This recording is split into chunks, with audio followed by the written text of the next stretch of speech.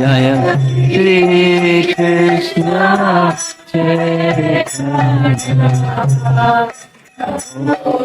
Shri Krishna Hare Krishna, Hare Krishna, Krishna Krishna, Hare Hare, Hare Rama, Hare Rama, Rama Rama, Hare Hare, Hare Krishna, Hare Krishna, Krishna Krishna,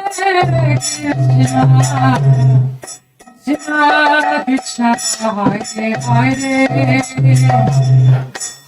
Hare Rama, Rama Rama, Hare Hare, Hare Krishna,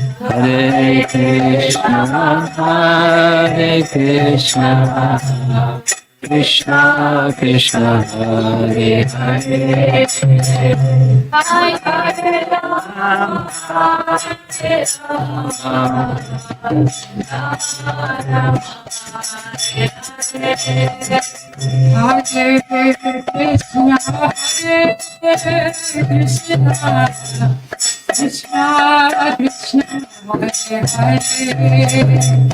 Hare Krishna,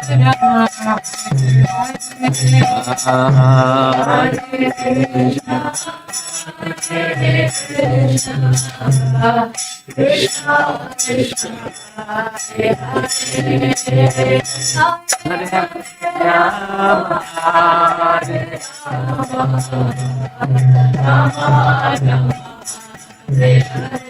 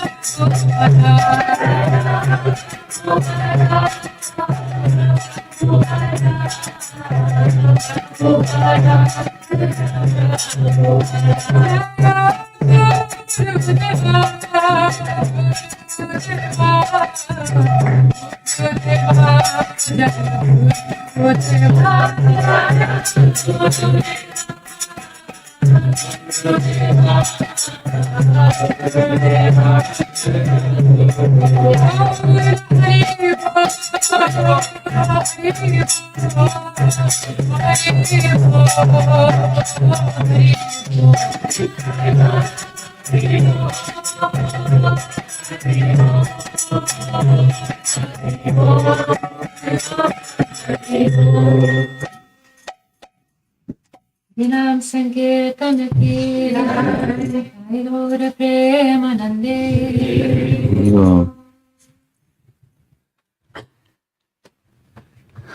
Thank you for being on time. It's refreshing. Sometimes it happens. Now, I wanted to follow up on some nice points that you made yesterday. But thank you for the nice points you made yesterday. And if there's additional points from yesterday that didn't get covered, be nice. Now would be a nice time to hear. In Canto 12, Chapter 12, which is the next to the last chapter of the entire Srimad Bhagavatam, in the very last verse of Chapter 12, there's a statement that confirms something that was said in yesterday's class.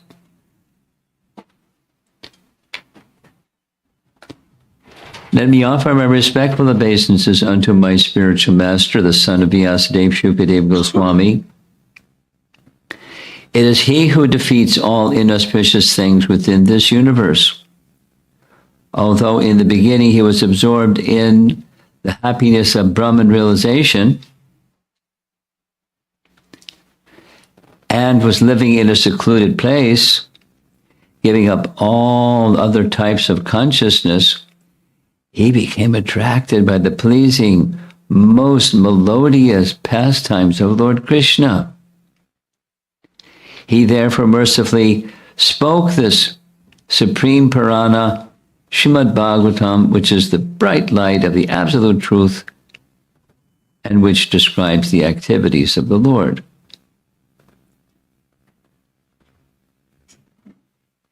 So you can look it up later, 12:12:69. And then from a very reliable source, the two verses that he heard that attracted him to come back and hear further from Vyas were these Ho Bhakiyam Dana Kalakutam verse, that one, 3:2:23. Alas, oh, Bucky. Who's Bucky? I shall take shelter of one more merciful than him. How shall I take shelter of one more merciful than him who granted the position of a she-demon, Putana, although she was faithless and had prepared deadly poison to be sucked from her breast. That's one of the two verses that's referred to that Maharaj Parikshit Shukadeva Goswami heard and came back to hear more. This is 10:21:5. These are the two verses that are referred to. Wearing a peacock feather ornament upon his head, blue karnikara flowers on his ears, a yellow garment as brilliant as gold, and the Vaijayanti garland, Lord Krishna exhibited his transcendental form as the greatest of dancers and entered the forest of Vrindavan, beautifying it with the marks of his footprints. He filled the holes of his flute with the nectar of his lips, and the cowherd boys sang his glories. Nice verse.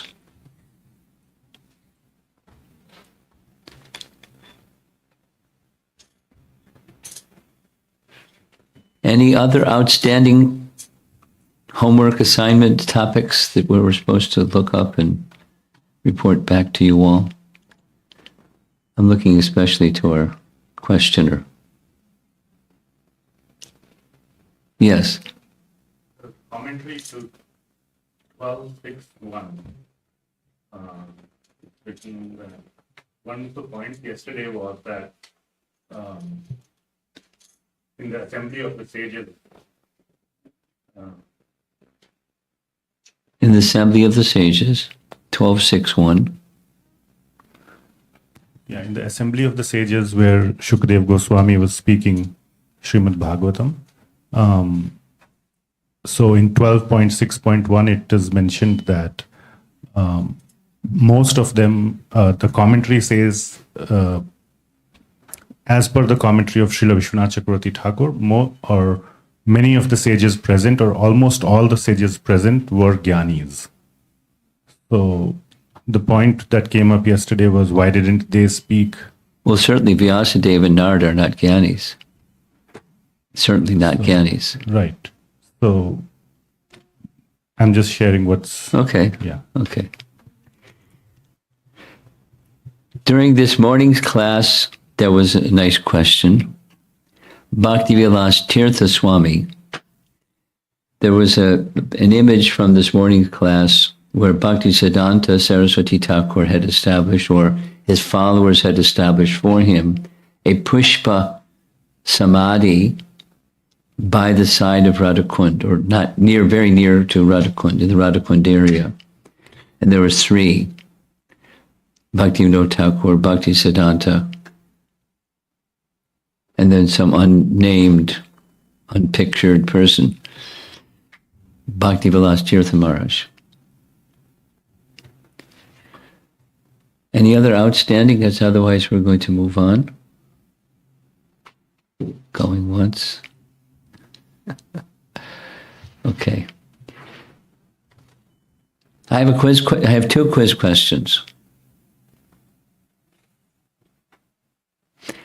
There are 9 processes of devotional service: Shravanam, Kirtanam, Vishnu Smaranam, etc. And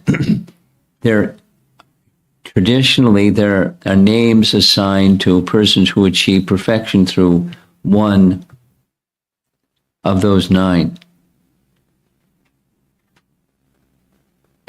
Who is the person who achieved perfection through Shravanam? Maharaj Parikshit. Is he right? Yes, confirmed. The one who achieved perfection through Kirtanam, Shukadeva Goswami. So those are our first two, refreshing our introductory topics from yesterday.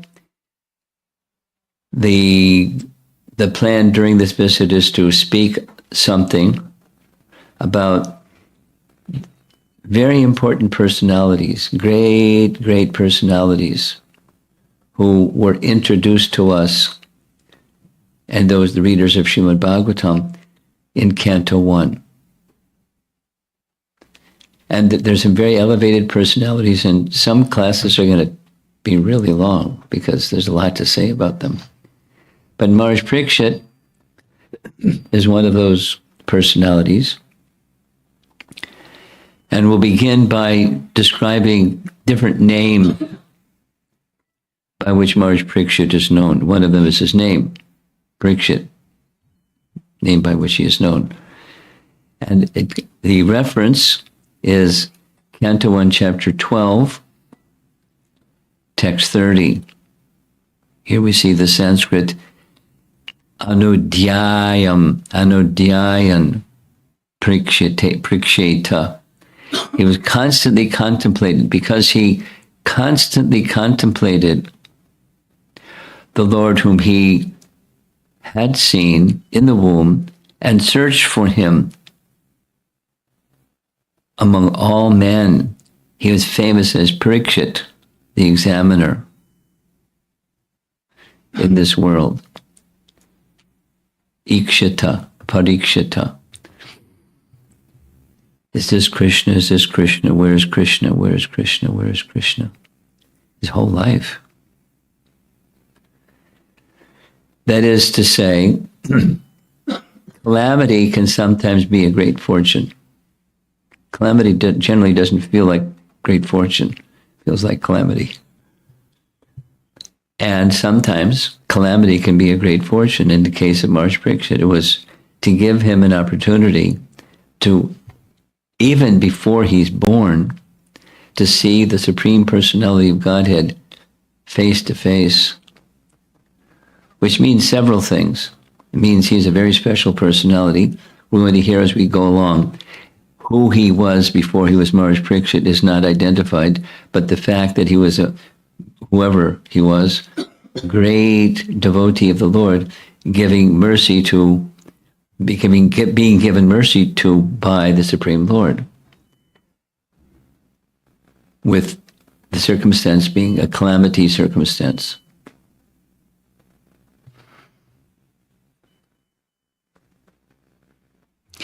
So the examiner, he was fully Krishna conscious while in the womb. Who can claim that one? And fully Krishna conscious every moment thereafter. Where is Krishna? Where is Krishna? Where is Krishna? How he was... There's a little history. I like to give a little history. This is story time. There was a circumstance, because we're going to be hearing one of the evenings we're going to be hearing about the Pandavas. And how are you going to say anything about the Pandavas without telling the whole Mahabharata? So you can't do that. So doing a sneak preview. But it'll be in the Kunti section. So one fine day,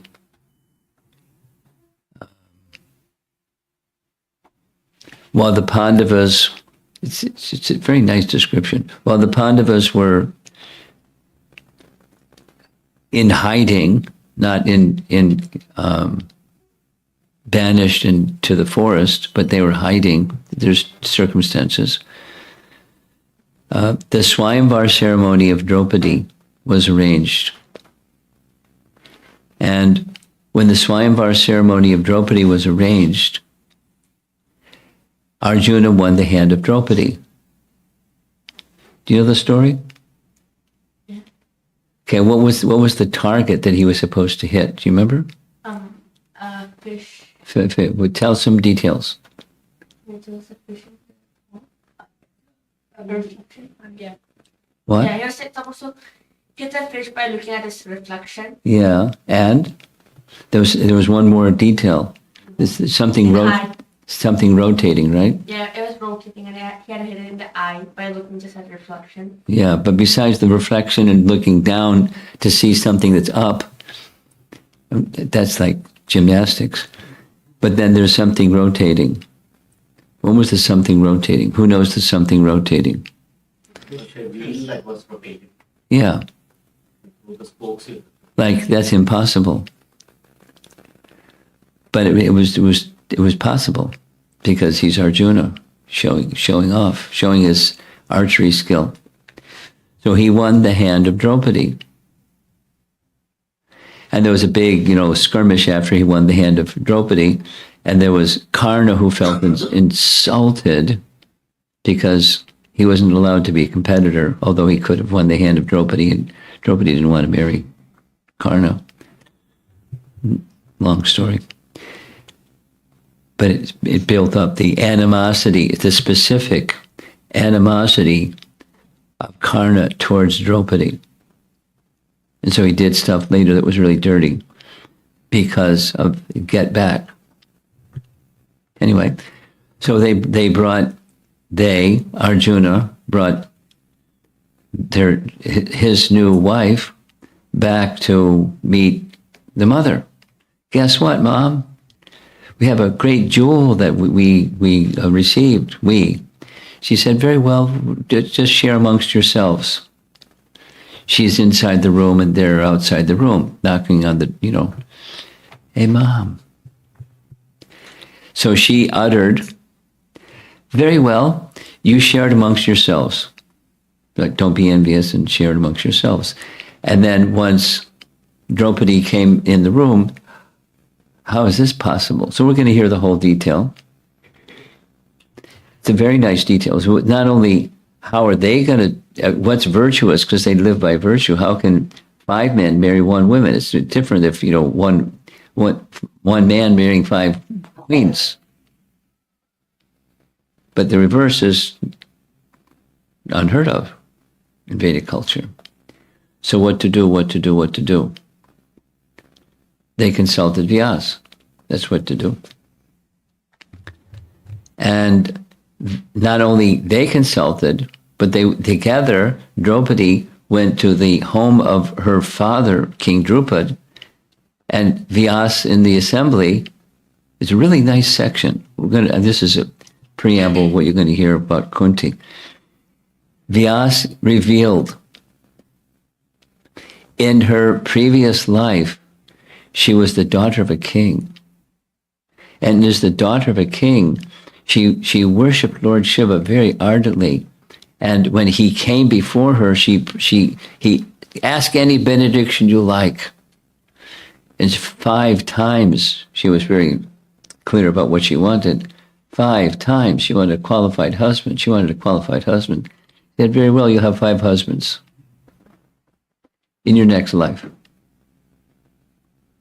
So and what Lord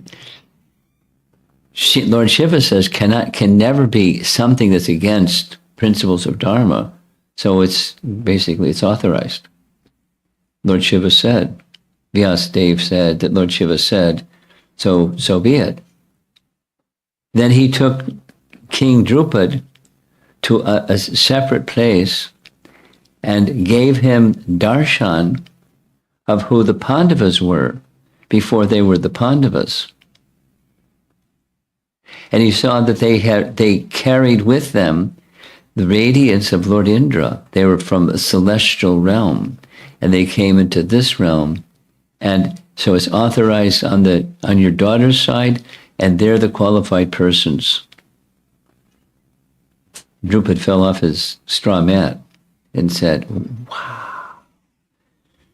Vyasadeva, your powers are unlimited, and I'm convinced my daughter can marry 5 men. So the deal was done, and they married.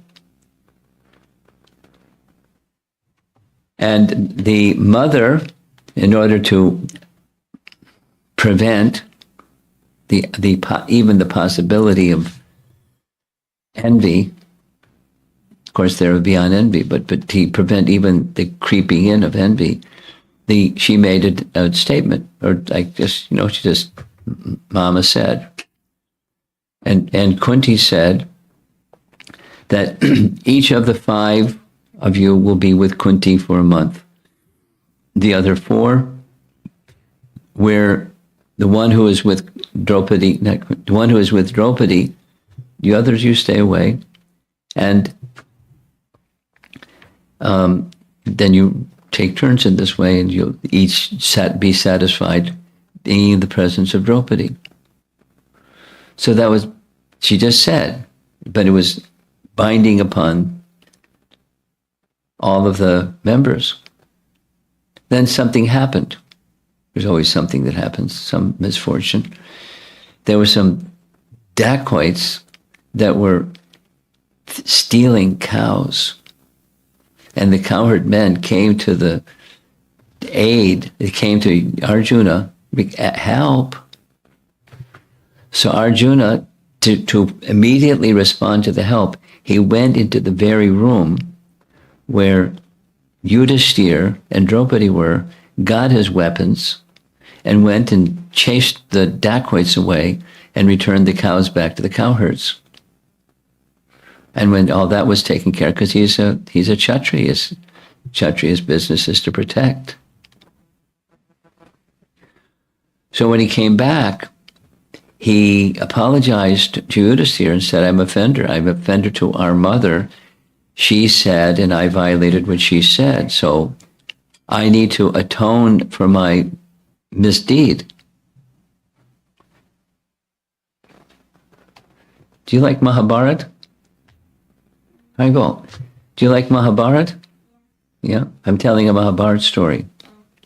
Okay. It's a nice story. And it leads into Srimad Bhagavatam also. It's a really nice one. You got to pay attention. Okay, good. So he said, I want to purify myself for violating the instruction given by our mother. And Yudhisthira said, what you did was the right thing. They didn't do anything wrong. Their duty is to protect. And what our mother said, okay, and then your duty is to protect. So that takes precedent. You do your duty. He said, no, I violated the instruction of my mother. So I'm going to go on pilgrimage for a whole year to purify myself for the misdeed of violating my mother's instruction. Young boys and girls, take note. Mama says, you do what Mama says, right? Unless she says something cuckoo, then you don't, that's another story. But okay, so within the codes of Dharma. So there was that guided their life because they're dharmic, all five. And that was what protected, the Dharma protected them. They protected Dharma and Dharma protect, you know, the nice saying, one who protects Dharma is protected by Dharma.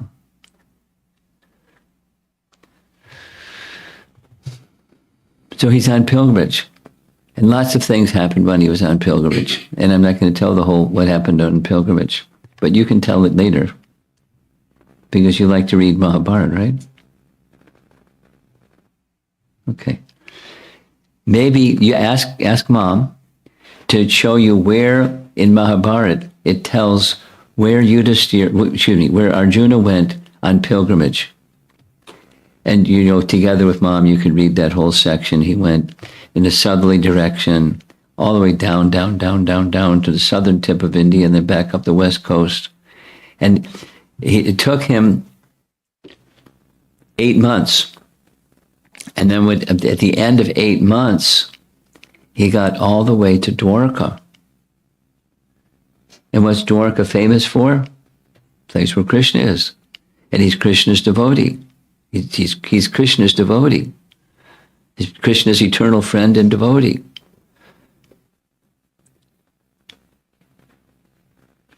So when he got to, he's going as Arjuna the Kshatriya on pilgrimage, and there was he sent a messenger. It's really nice. This is now Bhagavatam. He sent a messenger, chapter 86 of 10th Canto, to let Krishna know that he was outside the city of Dwarka. When Krishna received the messenger, Krishna didn't invite him in. Krishna went to see him. And, you know, Arjuna, oh, how wonderful that you've come. Like Krishna didn't know he was coming. And, of course, he's omniscient. It was all part of a Leela. This is our Leela Shakti discussion from yesterday, continuing today. So discussion. And Arjuna happened to ask Krishna about his sister.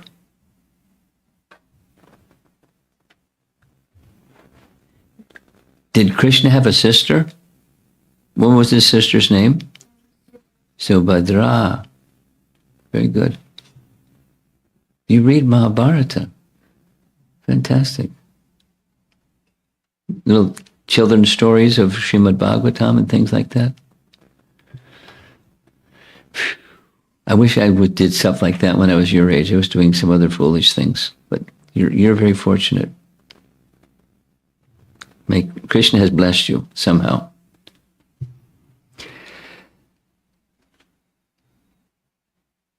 So he asked about Subhadra, and the detail, the commentary says, he heard about Subhadra from a resident of Dwarka named Gada, because Gada was also one of Krishna's cousins.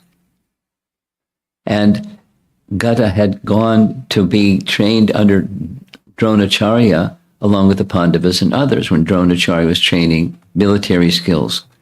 And Gada informed Arjuna about Krishna's sister, Subhadra. And it was just hearing about Subhadra, it was woo, woo, woo, Subhadra. I want to meet Subhadra. So he disclosed that to Krishna when they're together outside Dwarka. And Krishna made a suggestion. Well, if you want to get a chance even to see her, you've heard about her, but if you want to see her, here's what you need to do. You need to go not in your attire as a as a kshatriya, but you need to go in disguise as a sannyasi. And here's why. Because she, Subhadra, is in the care of our elder brother. Because in Vedic culture, elder brothers have their privileges. And he, Balaram, the elder brother, was super protective of the sister. In fact, she was in his palace and she wasn't seen by anyone except when Balaram, who had a liking to invite mendicants to come to his palace to have his meal, to have their meal, you can see her because Balaram will invite you. And sure enough, that's what happened. So he went into the city in a mendicant's attire. Balaram invited him, and sure enough, the one who served the meal was Subhadra. And it was love at first sight. She was attracted to him, he was attracted to her, woo, woo, woo, one of those. And it happened several times because he was there for the 4 months of the rainy season. So in the course of 4 months, there were several invitations. And in the course of the invitation, Krishna asked Arjuna, what do you think? It was a positive green signal. He then met with, because Subhadra was his sister, he asked Subhadra, what did you think of this mendicant that our brother invited in? He's very attractive. But your brother wants you to marry Duryodhana. What do you think of that? Oh, Duryodhana. Forget it. No way do I want to marry Duryodhana. That was enough. Like she was attracted to Arjuna. And Arjuna was attracted to her. And she had no idea whatsoever to marry Duryodhana. And Krishna said to Arjuna, nobody in the whole of Dwarka, none of the Vrishni dynasty members like this idea. And Balaram's like stuck on this idea. And he's my elder brother. What to do? Here's what to do. There's a special holiday, one special holiday where Subhadra leaves Balaram's palace to go to a temple of Lakshmi, and the temple of Lakshmi is placed on a palanquin or a rath cart, a festival cart, and she goes outside Balaram's palace. Take my chariot. Krishna's chariot was part of the plan. Take my chariot, come in your Kshatriya attire, and scoop her up and put her on the back of your chariot.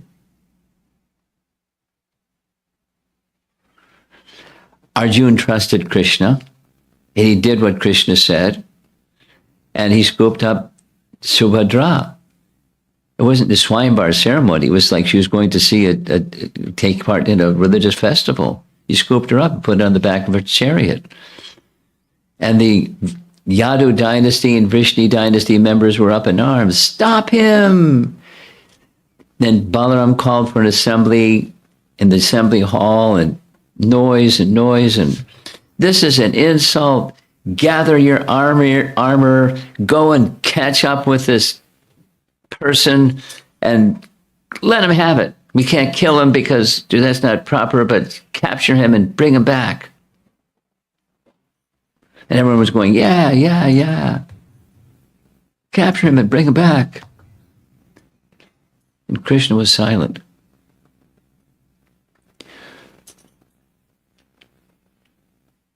So Balaram, he's the elder brother, but he turned to the younger brother because he didn't want to do something that was against what Krishna wanted. And, Krishna, you're silent. Why are you silent? Please share with us. Just in the public assembly, big hall. And Krishna said, it's not an insult, it's an honor. And then went through multiple reasons why. It's what he did was the noble thing to do. And if it was an arranged marriage, he'd accept dowry, and he's not going to take money for a person. It's like slavery. That's not Arjuna.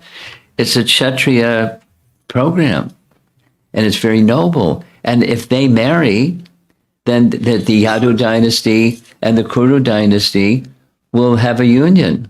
I think it's very nice. Instead of capturing him and bringing and put him in jail, capture him, bring them both back, and let's have a marriage tomorrow. 180, just like that. Balaram accepted what Krishna said. Balaram accepted what Krishna said. And they did catch up with him. And one of the things Krishna said, you won't catch him anyway because it's my chariot. They caught him because that's Leela Shakti. And they brought him back, and there was a big marriage. So Krishna orchestrated the marriage of Arjuna and Subhadra. Oh, this is something else that I wanted to narrate, but you'll hear when we get to Kunti. Vyasadeva expressed to Drupad that your daughter is not ordinary, besides who she was in her previous life. She is an incarnation of the goddess of fortune. So she should have proper protection. And this is proper protection. These are the celestial capacity of these Pandavas in their previous lives. So Draupadi is an expansion of the goddess of fortune. Subhadra is the goddess of fortune. And Subhadra married Arjuna. So Arjuna's got two of his wives, the goddess of fortune and the expansion of goddess of fortune. A very special person, Arjuna. And after some time, a son was born. And the son that was born, his name was Abhimanyu.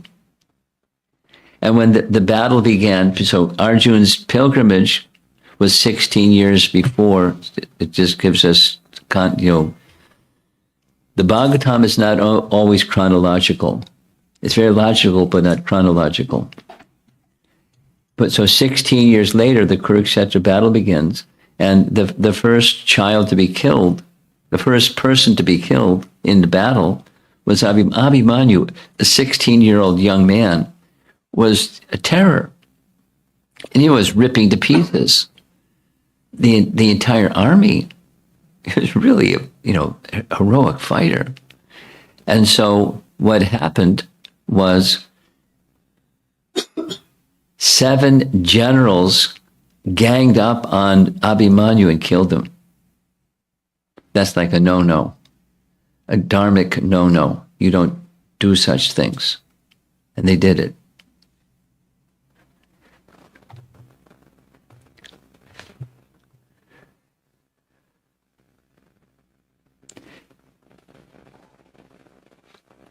Later, after Arjun's marriage with The battle hasn't happened yet. They're still in this position of in exile for some number of years. And 1 year they were in incognito. So it's a long description. Mahabharata is very complex and detailed. They went to the kingdom of King Virat. And while there, we're going to hear some more of the details coming up. Each of the 5, plus Draupadi, who traveled with them incognito, Queen Kunti stayed back in Hastinapur as they were traveling. So Arjuna took the role of all things as a dance teacher. And he was a good dance teacher. I mean, he's good with bow and arrow, but he's good as a dance teacher too. So he had as his student the daughter of King Virat, Uttara. So although there was a big age difference between Uttara and Arjuna, the king he made the request, please marry my daughter. And Arjuna said, if he went by a different name, Agyata Vasa said to the king, she's my student. The teacher can't marry the student. It's not dharmic. But here's some good news. The age of your daughter and the age of my son, Abhimanyu, is very close. Maybe your daughter can marry my son. King liked it. They became married. So Uttara became the wife of Abhimanyu. And when Abhimanyu was killed, the very first day of the 18-day battle, he was only 16 years old when this happened. They ganged up, and 7 generals ganged up on him. And later, when it was an arrangement of Dronacharya's son Ashvatthama, he wanted to, the son of a Brahmana did non-Brahmana stuff. So Dvijabandhu, but he had skills because he had mantras, and he released the Brahmastra weapon, as you know. And so Maharaj Parikshit was in the womb of Uttara, because Ashvatthama had already killed the 5 sleeping sons of the Pandavas, and they left just one male heir in their descendancy, and that was in the womb of Uttara. So he sent the Brahmastra weapon to kill the child in her womb. Now, here's a little detail. Who Maharaj Parikshit was in his previous life is not identified specifically whom. But so here's Uttara's prayers to Krishna, requesting Krishna to protect the child in her womb. Oh, my Lord, you are all-powerful. A fiery iron arrow is coming towards me fast. My Lord, Uttara is addressing Krishna. Let it burn me personally if you so desire, but please do not let it burn and abort my embryo. Please do me this favor, my Lord. So she's saying it 3 times. And this is in Canto 1, chapter 8. That's the Queen Kunti section. Kunti's prayers come in that chapter. But so here's a nice BBT painting.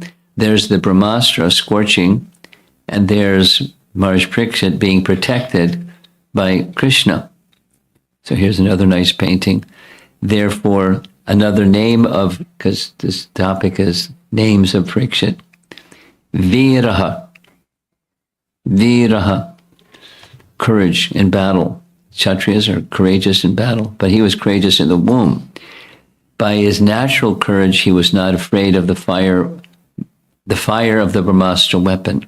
His mother was, but Krishna came, and because once Brahmastras are released, it's one of the rules, you can't stop it. but Krishna can stop it because he can do anything. So he checked that fiery weapon. So we have now two names, Parikshit, the examiner, Viraha, very courageous, Vishnu, Rata, always protected by Vishnu, and other names. He was known as sometimes as Bharata because he was descendant of Bharata, and Rika Nrishu, tiger amongst men. You see the reference, chapter 18 of first canto. Now here's a chart that's hard to see, but you can see the big circle around the bottom right. That's Parikshit with a circle around him. And you see just above him, his mother's name is Uttara. And to her name is in green, is Abhimanyu, and Uttara had as their son Parikshit. Can you see all this? Yeah? Boy, congratulations. Because I didn't know how to change the colors. If somebody knows how to change colors of all this, I can send you the slide and you can fix the colors so it's easier to see.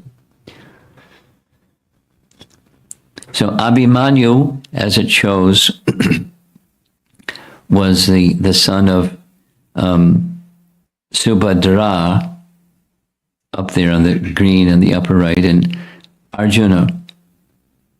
And then, so there's the 5 Pandavas, and keep going up. There's Madri and there's Kunti as the mothers of the Pandavas. And then there's Pandu, and just keep going up and up and up. So it's a lineage chart. So Parikshit's down towards the bottom of that lineage chart. When Maharaj Parikshit was born, it was a big deal because he's the sole male child from the Pandava dynasty. And so when he was born, Yudhishthira was really concerned because he's going to be the next king. So he got the best of astrologers to make astrological prediction about what was this child going to be like when he grows up. And it's a pretty good reading when you hear all the good things about his astrological reading. This is just a painting from the internet indicating the arrangement that was made at the time of his birth for the astrological forecast. From the Bhagavatam, Yudhishthira inquired, "O great souls, astrologers, will he become a saintly king, as pious as his very name, as famous and glorified in his achievements as others who appeared in this great royal family?" And the astrologers said, "Yes. The child shall be exactly like King Ikshvaku, son of Manu, in maintaining all those who are born." Of course, the duty of the king is to maintain those who are born in the kingdom. So he's the protector of his kingdom, members.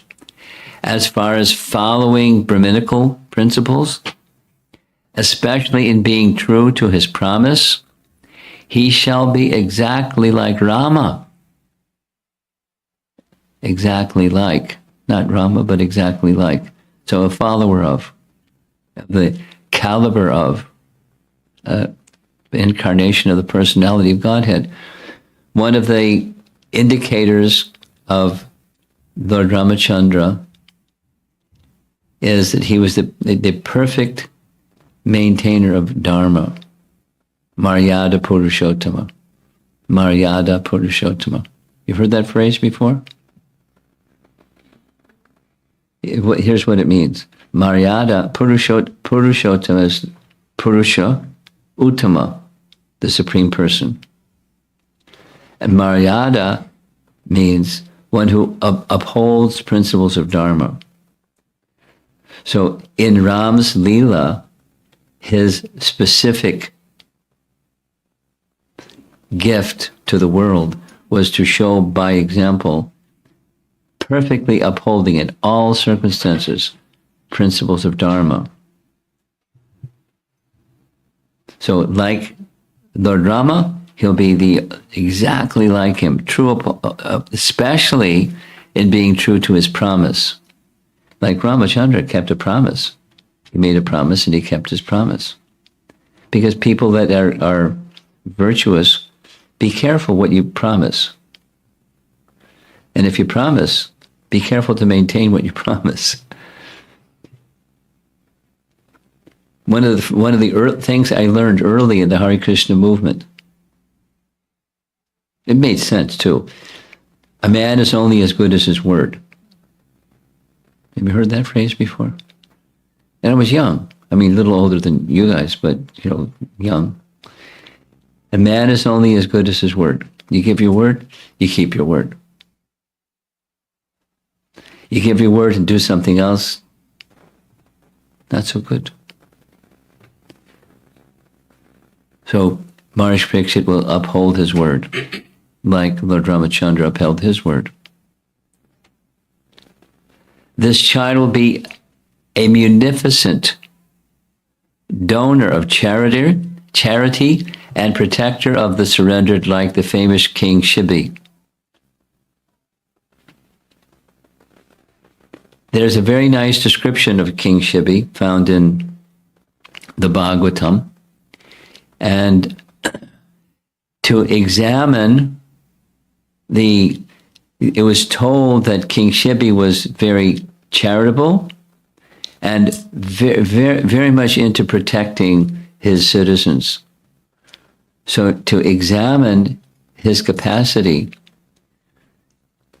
both Indra, who took the shape of an eagle, and Agni took the shape of a pigeon, and the eagle was chasing the pigeon. And the pigeon flew into the lap of King Shibi. And the eagle somehow was able to talk and communicated to King Shibi, give me that pigeon, that's my meal. And the king said, well, what if I gave you some other kind of meat besides this pigeon? Would that suffice? And the eagle refused. But later, discussion, the king decided to cut flesh from his own body and place it on a scale that would be of equal weight as the pigeon. But the pigeon was not just a pigeon. The pigeon was Agni. So the pigeon got heavier and heavier, and it didn't balance out. So the king put himself on the balance. He was sacrificing his own life for the eagle. And they were very satisfied. The eagle disclosed, I'm Indra, Haribol. And the pigeon disclosed, I'm Agni, Haribol. You demonstrated this charitableness and the protection of your citizens to such a degree, we'd like to give you some benediction. So but Shibi, that was one of the things that Shibi is known for, is the protector of the surrendered, like the famous King Shibi. That's what the astrologers said. Apparently they knew some Bhagavatam and Mahabharata also. He will expand the name and fame of his family like Bharata, the son of Maharaj Dushyanta. Amongst great bowmen, the child will be as good as Arjuna. Now, who's as good as Arjuna? Maharaj Parikshit. He'll be as irresistible as fire, as unsurpassable as the ocean, as strong as a lion, as worthy a shelter as the Himalaya mountains, forbearing like the earth, as tolerant as his parents. And his more long list. Like his grandfather Yudhishthir or Brahma equanimity of mind, munificent like the Lord of the Kailash Hill, Lord Shiva, almost as good as Lord Sri Krishna by following in his footsteps, as magnanimous as King Rantidev, as religious as Maharaj Yayati, like Bali Maharaj in patience, like Prahlad in devotion. He's got some credential, this newborn child. After hearing about his death, this is a forecast, which will be caused by the bite of a snake bird sent by the son of a Brahmana, he will get himself freed from all material attachment and surrender to the personality of Godhead, taking shelter of him. After inquiring about proper self-knowledge from the son of Vyasadeva, that's Shukadev, we heard about him yesterday, who will be a great philosopher, he will renounce all material attachment and achieve a life of fearlessness. So Yudhisthira got an answer to his question. Is this son going to be a qualified person to bear all the weight and responsibility of the emperor of the world? And he got a good answer from Maharaj Parikshit before he was born and from the time of his birth. He was very unique. We find the description about his early childhood. He liked Krishna's pastimes. Little children like to play, and he liked to play with his friends about Krishna's pastimes. Jiva Goswami and Vishwanath Chakravarti Thakur concur. He would imitate. He's a little boy, but little boys do little boy things. And he knew Krishna's pastime, so with his friends, he would be like a choreographer and director and actor, and, they would all play Krishna's pastimes together.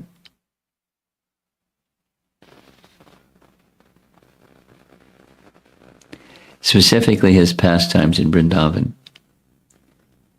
Sridhar Swami's comment on this particular statement from the Bhagavatam, Maharaj Parikshit used to imitate the worship of the family deity by elderly members.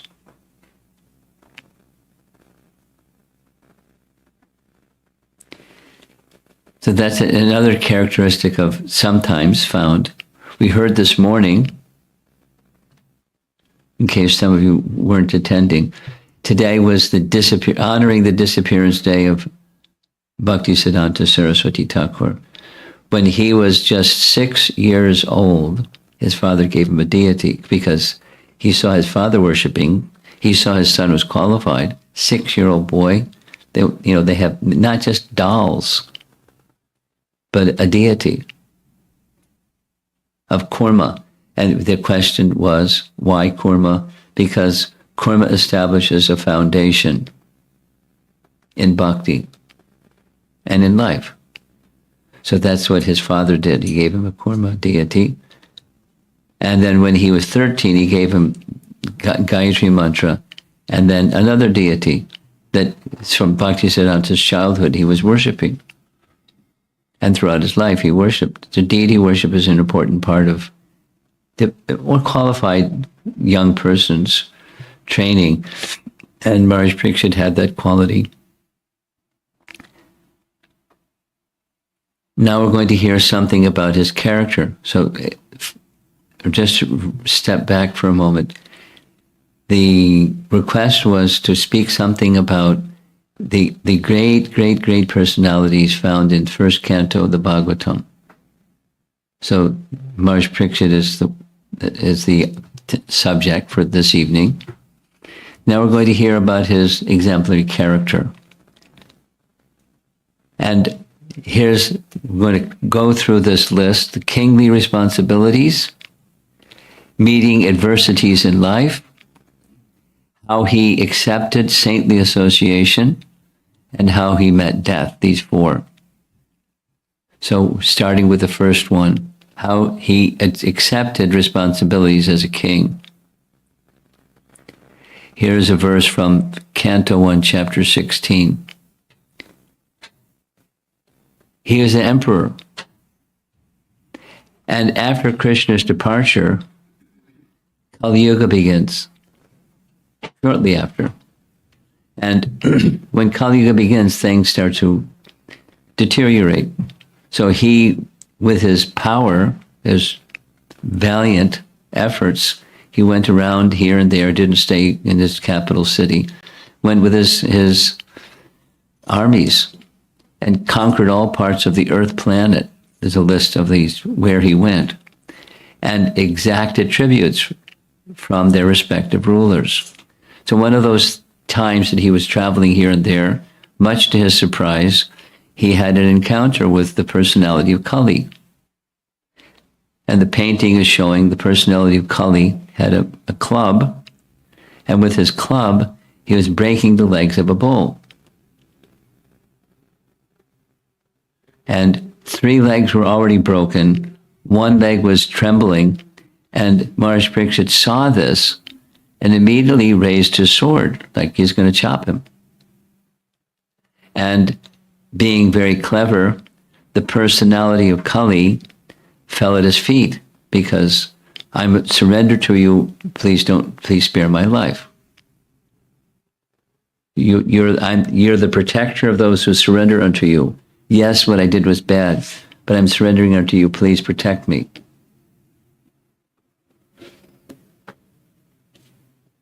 So he's a virtuous king. He was ready to chop him, but he's ready to give him a place. But you can't do any of this dirty business in my kingdom. So you can stay. You know the story. You can stay where these sinful activities are going on. The 4 regular principles. That's where the 4 regular principles come from, by the way. The 4 legs of the bull, or Dharma, and these 4 things. So where these 4 things are going on, you can stay. And personality of Kali said, wait a minute, there's none of that in your kingdom. So give me a place where I can stay. He said, all right, where there's hoarding of gold, these things will take place. Oh, very good. So Kali, in this age, it said specifically in the purports, Prabhupada explains, Maharaj Parikshit could have killed him, but he didn't, for 2 reasons. He surrendered. But the other reason was, it's the age of Kali. It's part of the plan. And Krishna can't, the devotee, Maharaj Parikshit, can't interrupt Krishna's plan. So he spared his life, because the age of Kali can't be taken away by a king or by a devotee. So he didn't kill him. It would have been nice, but he didn't. Here's another nice painting of the same. There's Maharaj Parikshit with a sword raised. The illustration is meant to show that gambling, meat eating, intoxication, illicit sex. Same in this drawing. Same. This one's a BBT. The other looks like a comic book illustration or something. So that's his character. Now, how did he care for the citizens? Because he's the king, and the king is a protector, and extended genuine care. So, as an indication of his care for his citizens, when he's cursed to die and he accepted the curse, I'm begging you to show the way of perfection for all persons. He's about to die. He's not, save my backside. He's thinking of the citizens. The praja. He's the prajapati. And he's thinking of the citizens. The way of perfection for all persons, and especially for one who is about to die. So it's an indication of his heart or his mood. Please let me know what a man should hear, chant, remember, and worship, and also what he should not do. Please explain all this to me. He's going to be gone in 7 days. He's asking for the welfare of the citizens, not just for himself. That's the point. And life's adversities. Well, there's a very clear example of that. These are little illustrations. One time he was on tour because it's part of a duty of a king. Sometimes kings have to meet big challenges. So he would go into the forest with sword in hand and encounter wild animals and have it out with them, like, fearless. So to practice that, he was in the forest. And when he was in the forest, he, completely out of character for him, he became overwhelmed with thirst.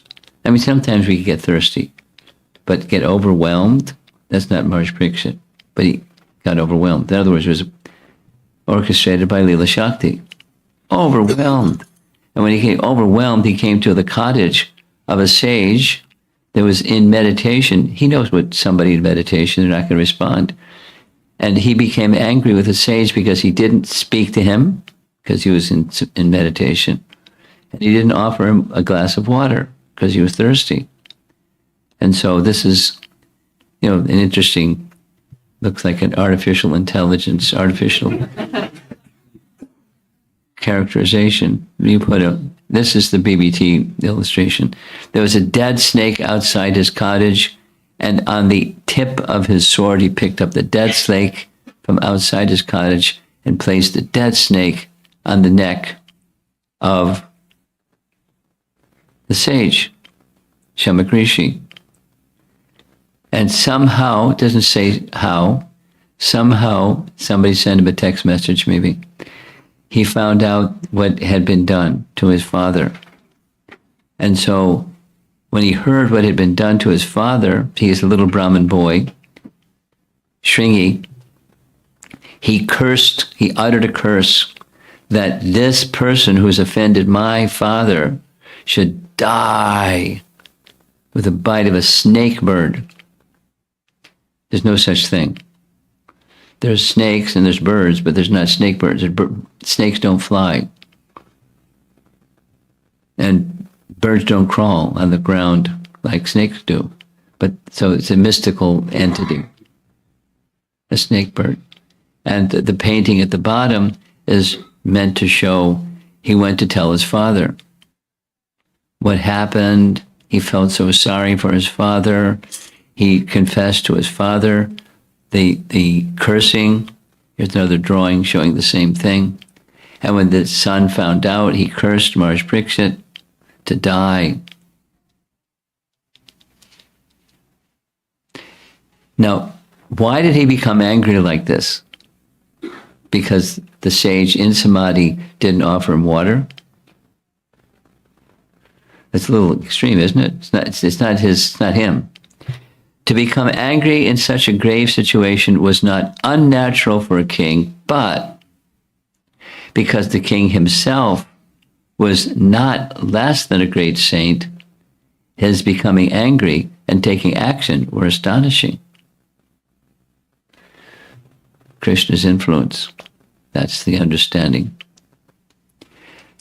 So when he heard that he was told, when the son told the father sent a messenger to Maharaj Parikshit, I'm very sorry to say this, but in 7 days you're going to die because my son did this thing. Here's Srila Prabhupada commenting on his response. Even if you have got very good kingdom, very nice wife, very nice society, how long? And if there's any mistake, next, you can get something else. But Parikshit Maharaja's life, from childhood, he's a devotee of Krishna. So he accepted. He could have counteracted, he could have done all kinds of things. Here's a painting showing the father came, that's on the left, the Brahmin told the king what his son had done. The king is sitting on the throne, there's Maharaj Parikshit, informing him what happened. And he felt very, very bad. He already felt bad. As soon as he put the snake around the sage's neck, he felt bad. Now he's hearing, I didn't feel bad because I'm going to get spanked because I did something bad. He's just recognizing very grievous offense. Kshatriya to offend a Brahmana. Very bad. So there's going to be a big reaction come, and I accept it. So immediately upon hearing, there was, this is, when adversity comes, he was teaching by example. We should learn from his example. Detachment and acceptance. Now, sometimes you may take some counteractive measures for something or something or something. That's an option that the intelligence can discern. However, deep detachment and acceptance that some responsibility for my bad action, it comes to me, so be it. So this is Prabhupada in similar lecture, Los Angeles, 1972. This was the curse given to him. He accepted. He could counteract it. Parikshit Maharaj was Vaishnava. He was very powerful, but he thought, yes, I'm an offender. The Brahmana boy has cursed me, I shall accept it.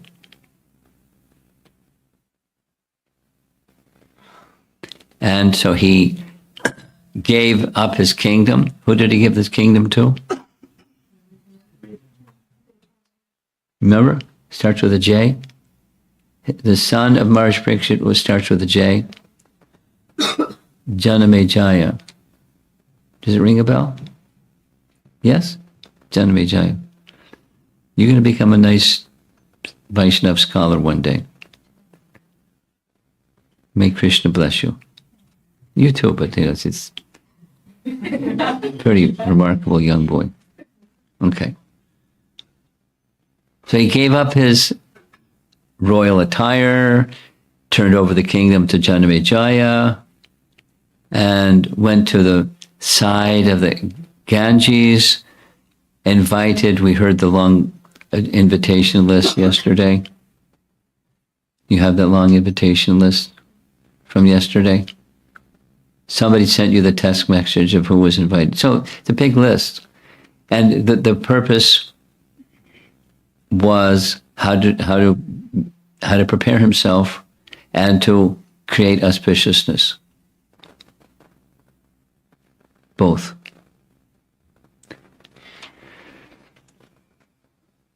He prepared himself for death. For 7 days he placed himself on the bank of the Ganges without drinking a drop of water. And for 7 days continually, he heard Srimad Bhagavatam from Shukadeva Goswami. Same lecture, same verse from the Bhagavatam. And we're getting close to being finished for this evening. Responsibility to saintly association. This is one of the 4 items that we saw at the beginning. He had the capacity to fast 7 days and 7 nights without water. How did he become overwhelmed with thirst? It's out of character.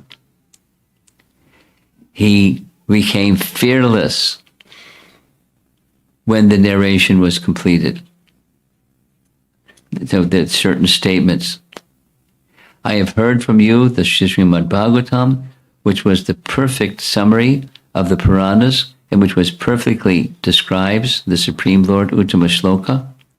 My Lord, I now have no fear of Takshaka or any other living being, or even of repeated deaths, because I have absorbed myself in that purely spiritual, absolute truth, which you have revealed and which destroys all fear. So he's speaking these words, kneeling before Shukadeva Goswami.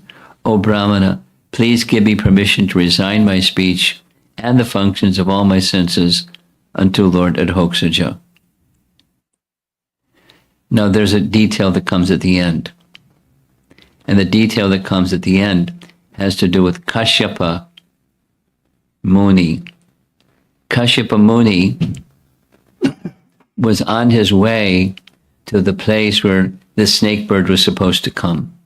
And when he was going to where the snake bird was supposed to come, he had this mantra and antidote for poison. Who should he meet but Takshaka disguised?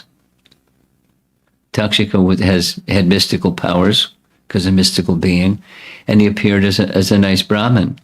So he asked Kashyapa Muni, where are you headed?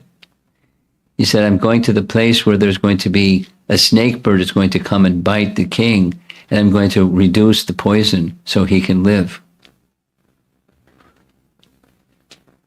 And the disguised Takshaka as a Brahmana said, really? Let me see how powerful your skill is. So he, Takshaka, assumed the form of a serpent, and he bit a tree, and the tree instantly burst into flames. And when the tree instantly burst into flames, he indicated to to Kashyapa Muni, now let's see you fix it. So with his mantras and his whatever he did, the tree very quickly restored back to a normal tree. So Takshaka put 2 and 2 together and came up with 4 and said, if I kill Maharaj Parikshit, he's going to bring him back to life. So mission not accomplished, mission spoiled. So he asked Kashyapa, when you do this little service, are you expecting some dakshin? He said, oh, of course, it's just medical procedure. He said, I'll tell you what, I'll give you a whole bunch of dakshin. Don't go.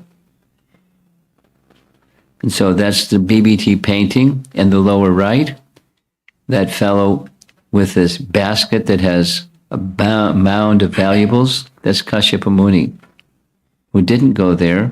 And then Takshaka switched again from the form of a Brahmana, worked his way into the assembly, right up to where Maharaj Parikshit was, and bit him, and just like he did with the tree, burst into flames.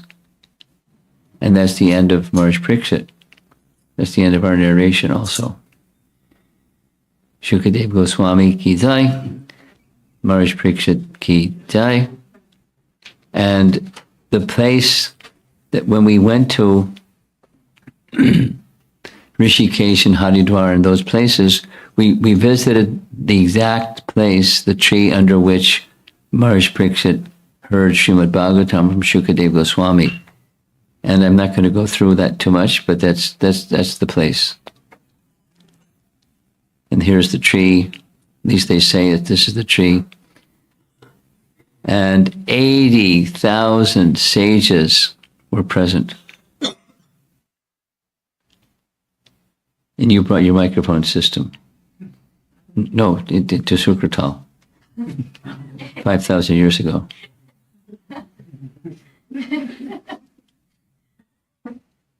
$80,000 people. How did they hear? It's fiction, right? It's not. It didn't really happen. It's not fiction. How it was possible? Who knows? Here's some quote from Canto 1, Chapter 19. When he was assured of his death and a fixed date, he became more determined in the transcendental loving service of Lord Krishna by complete fasting on the bank of the transcendental river Yamuna. Now, we've heard 6 times the Ganga. And now here's some explanation by Jiva Goswami saying, no, it's actually the Yamuna. Here's his commentary. The king took shelter on the bank of the Yamuna appears to be more accurate because of the geographic location Maharaj Parikshit resided in his capital in Hastinapur, and the river Yamuna flows down past the city. Naturally, the king would take shelter of the river Yamuna because she was flowing past his palace door. We're almost done. This is the last slide. The goal of a person engaged, Canto 3, Chapter 13. The goal of a person engaged in hearing scripture from the Guru for a long time, praised by the great devotees, is hearing the glories of those in whose hearts Mukunda resides.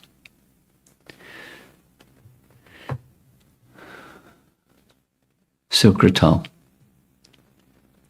Maharaj Parikshit and Shukadev Goswami. So that's our first two personalities. It's 10 minutes to 8. I've gone for an hour and 20 minutes. And we'll have some questions and answers. And some of the other classes are going to be longer. I don't know how it's going to work out, but we'll see how it works out.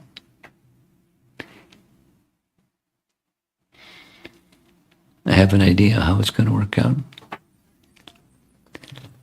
See if there's some discussion. Oh, look at this. You're next. Hare Krishna Maharaj. 2 comments. Maharaj, I believe in the slide where the Agyatavasa was happening at King Virata's palace when they went into the incognito exile. I believe I'm 99.99% sure that Arjuna's name during that time was Brihannala. Yeah, As that's a dance right. teacher, yeah. And I think the way Yes, that's correct. That's correct. The way the slide was formatted was just like Agyatavasa symbol. Yeah. Yeah. Yes. And second comment, Maharaj, is just thank you for bringing up Lord Rama's character, because in preparation for Sri Lanka Yatra, I've been trying to immerse myself in Ramayana, and I was just thinking, like, refining character is so important. Like, I speaking for myself, can't think like, okay, I have good character and that's it. I'm a good charactered person. It's a process of refinement as you go from one stage of your life to another stage of your life. You're constantly refining your character. So thank you for bringing that up, Mark. A little clue about using this microphone. If you hold it too close to your mouth, it's hard to hear. Hold it too far away, it's hard to hear. Somewhere in between.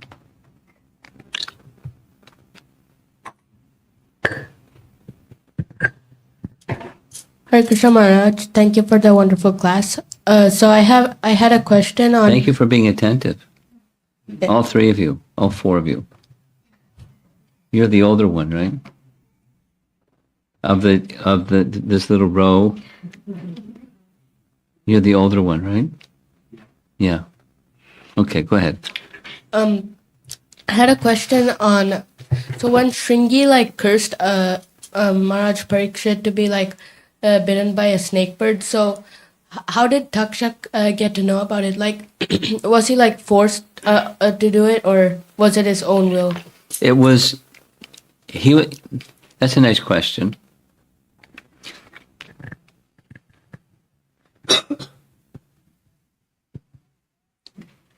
My understanding goes like this: the Brahmanas have powers that are extraordinary. Who can utter something and then it happens because you utter it. So my understanding is like this: the entity Takshaka was created by the mantra. So wasn't all living entities, because they're part and parcel of the Supreme Lord, have free will. So your question is a free will question. Did he will it, or was it forced upon him?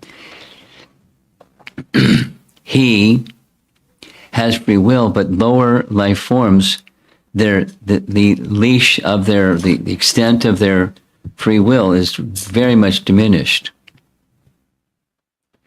They're very much impelled by the modes of nature. And so let's just say a dog.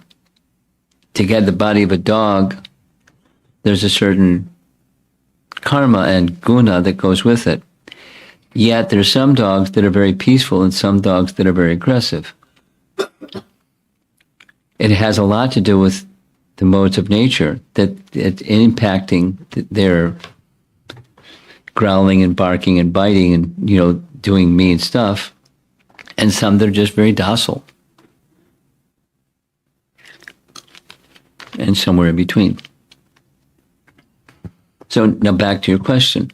Takshaka, my understanding is, Takshaka was a mystical entity, and therefore at the beck and call of the mystic, the mystical potency moving, and thus his choices of, examining Kashyapa and how he did what he did and so forth and so on. So the intelligence is given from Supersoul to perform a particular activity.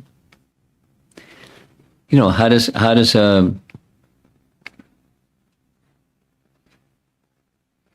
a cat know go in the kitchen when the housewife is not around and get the milk? Or there's some sugar on the floor, and how do the ants know there's sugar on the floor? I don't know how they know, but Supersoul gives them the intelligence they can go and do. So are they making, when the ant goes, when Takshaka goes, is he making choice? Or is he just impelled by the force of the mantra and, he's got a duty to do, so he just does it without thinking anything? That's kind of what your question is. To some degree, there's free will simply because there's a living entity. Wherever there's a living entity, part and parcel of Krishna, there's some free will. But the extent of the exercise of free will is very restricted in lower life forms. Very restricted. So one wills, and the impelling force of modes of nature and karma, what to speak of a mystical entity, it's largely impelled by the force of nature and the force of mysticism. Maybe it's an overcomplicated answer to your question, but that's the best I can do. Thank you, Maharaj. Okay. In the back, all the way in the back, all the way in the back, all the way in the back. Just pass the microphone. Hare Krishna Maharaj. Thank you for the very nice class. My question is on a slide where the glories of Parikshit Maharaj is being predicted by the astrologers. Okay. And twice it says there, he gives up his material attachments. And my question is, Parikshit Maharaj is a devotee from the womb itself. So what material attachments are being talked about? And if that is the case about Parikshit Maharaj, then what is the hope for people like me?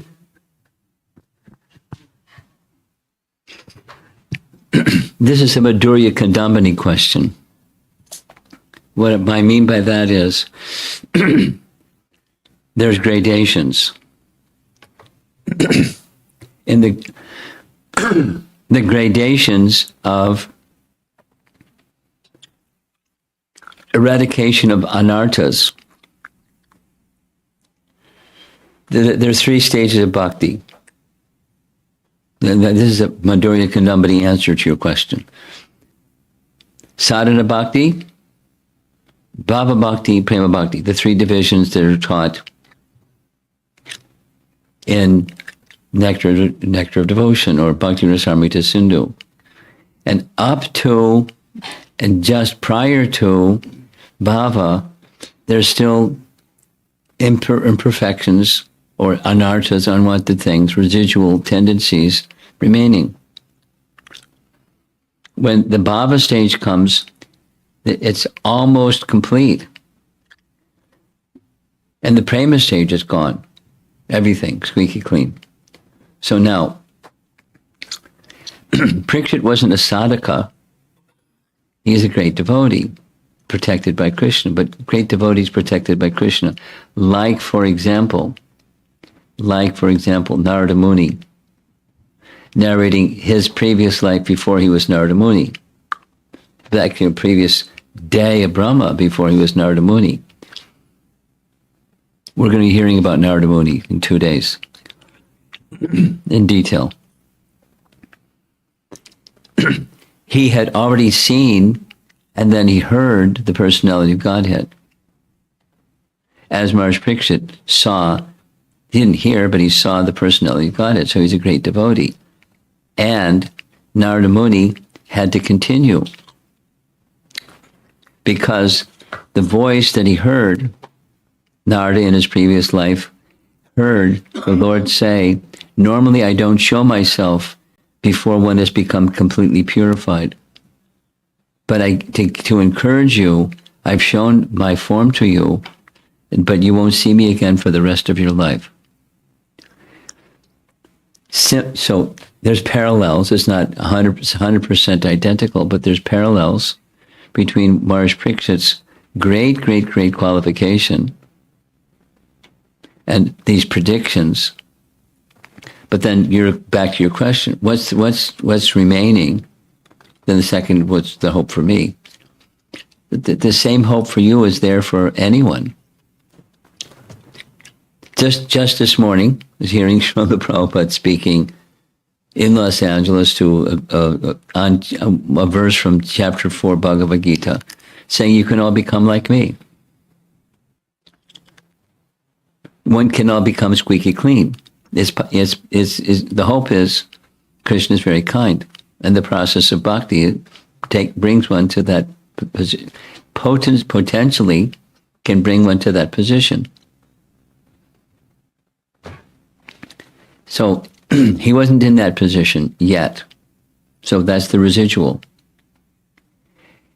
Now, to put a pin on what were those residual things, that's another question. It doesn't say that. It says what it says.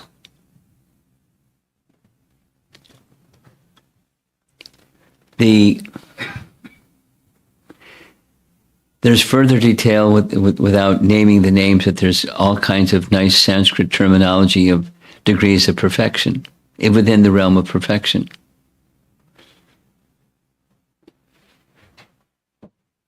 So he who can say he was a pure devotee, rightly so, he was a pure devotee, and became more perfect, to the point where everything was taken, and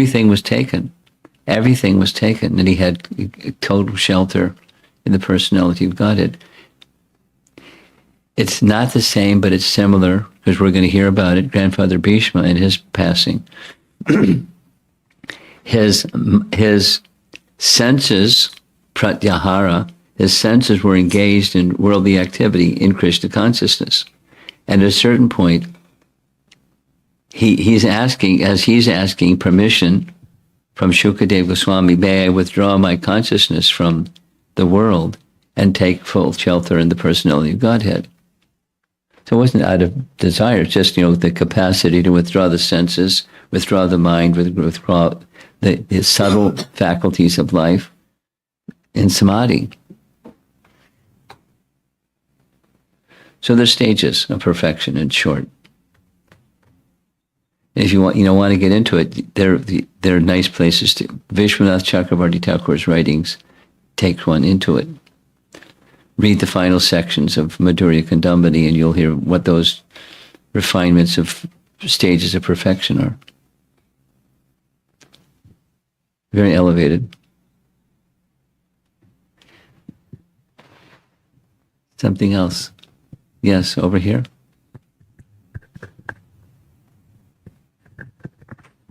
Keep it passing. Yeah, there we go.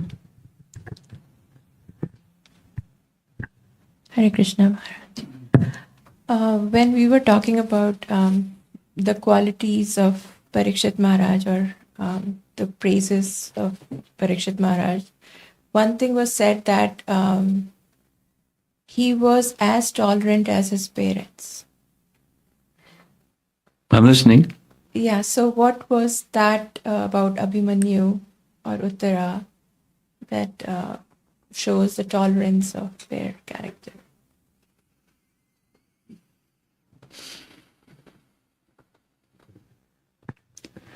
Let me go back to the slide to say more. The language is important.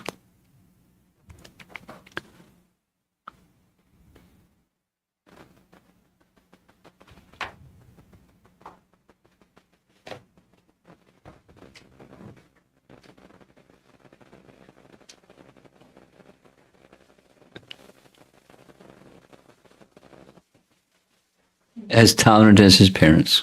That's the phrase.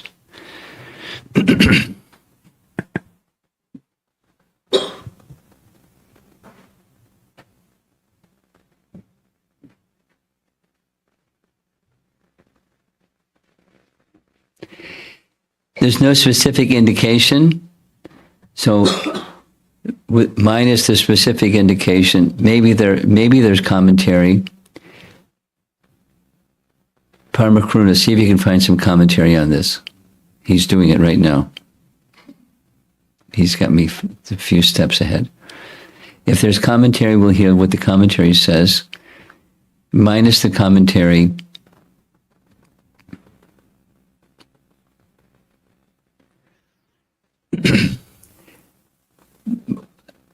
for example, when Abhimanyu was being dealt with unfairly, he didn't whine and complain and, say, hey guys, you're 6 dharmic generals, why are you doing like this?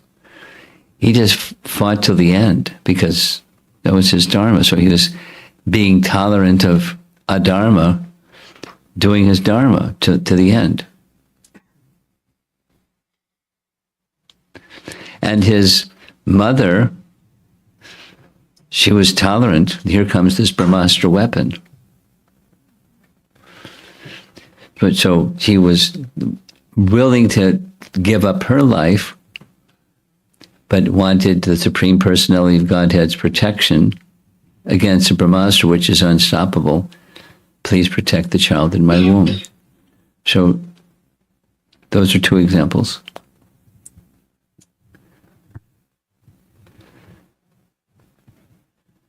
We'll see if he finds commentary. We'll circle back. And let's see if there's others. You found something? Yes. So in the Just say it. Just say it without the microphone. Canto, 12th chapter, verse 4, Parikshit is being called as the son of Yudhishthira. That verse says uses the word son of Yudhishthira. So the reference, because Abhimanyu had passed away, so Pandavas acted like a father. Parents. So how does that answer the question? So the parents being referred to is the Pandavas, not Abhimanyu. Very interesting. Yes, addresses Parikshit as the son of Yudhishthira. Canto 1, chapter 12. And this is it. Excuse me. This is in the section where the astrologers are giving his forecast. Yes, just before that. Just before that. Verse number 14. Leave it to scholars. But there's, with difficult questions, there's a subtle answer. So our scholars have the capacity to. Thank you for finding that. There could have been an endless mystery. Thank you. You found something else. Yeah. So the word is Sahishnuhu Pitarava Iva. So that is a plural word. So it means parents, but it's like the Pitras, so like the lineage of parents. So it's not again just the mother and father, but everybody up above. So Pandavas and potentially even more. Okay. You got what he said? You like what he said? Any complaints? Or modifications or additions or? It's nice to take topics and churn the topics. Nicely behind you. Go ahead. Pass the microphone back.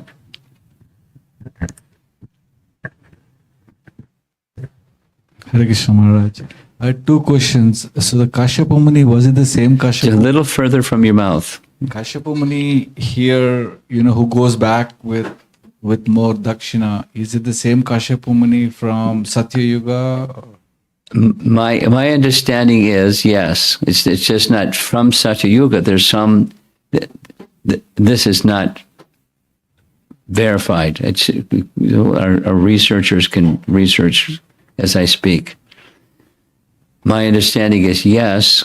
There are certain living entities that live for Chiranjivas that live for a long, long time. And I can't remember for sure, but I think Kashyapa Muni is one. I think he's one of the Sapta Rishis. And they live for a long, long, long, many yuga cycles. Not just, many. For the duration of one Manu, 71 yuga cycles is the duration of their life. So it's not just such a yuga. That's my understanding. I just want to add, Abhimanyu, when he was killed by the 7 generals, he did not listen to the charioteer, right? And I know you don't like that I read, but I think in Bhagavatam it says he even blasphemed Arjuna and Krishna that even if I think the charioteer says Arjuna and Krishna wouldn't be going in the direction you want me to take the chariot. And then he's like, Forget those guys, I'm going. yeah. So, yeah. Okay, some detail. Well, that's nice.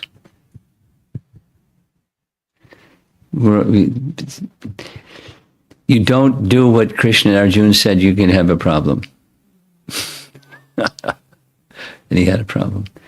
Pass the microphone forward. Okay, I see it's coming just now. Do you have something? Yes. Okay, let's hear you. Hare Krishna Maharaj, thank you for the wonderful lecture. So, on this one slide, you said that Parikshit Maharaj invited 8,000 sages, but why 8,000? Why is what? 80,000. Why 80,000? Why 80,000 sages were there to hear Srimad Bhagavatam? Why 80,000 people? Why not? You could have invited a different number too. Oh, okay. I only read what they give me. I've heard a different number also. But I read what's on the screen here because when we went to Sukratal, that's the reference that we were speaking from gave that number. And if there's a different number, quite possibly. Now, that's a bigger question is, how did all those people hear what he said? You got an answer for that one? He had a good voice, huh? Thank you, Maharaj. Okay, Hare Krishna. Maharaj, regarding that Kashyap Muni question, Which question? the question regarding Kashyap Muni, whether it was, Yeah. I think I'm 99% sure I read in Brihad Bhagavatamrita that it was not the same Kashyap Muni. Do you find the reference? Yeah, I will. Yeah. Okay. We'll discuss it tomorrow. Yes. You find the reference. Yeah, it had some explanation that, Okay, this was a so different Brahmana. let's see if we can find the reference. Okay, we're ready to close up shop for tonight. Tomorrow evening is Narada Muni, right? Yes? Is that what's on the schedule? So we'll see you all tomorrow. Srila Prabhupada ki, Grantaraj Srimad Bhagavatam ki, or Premanandi.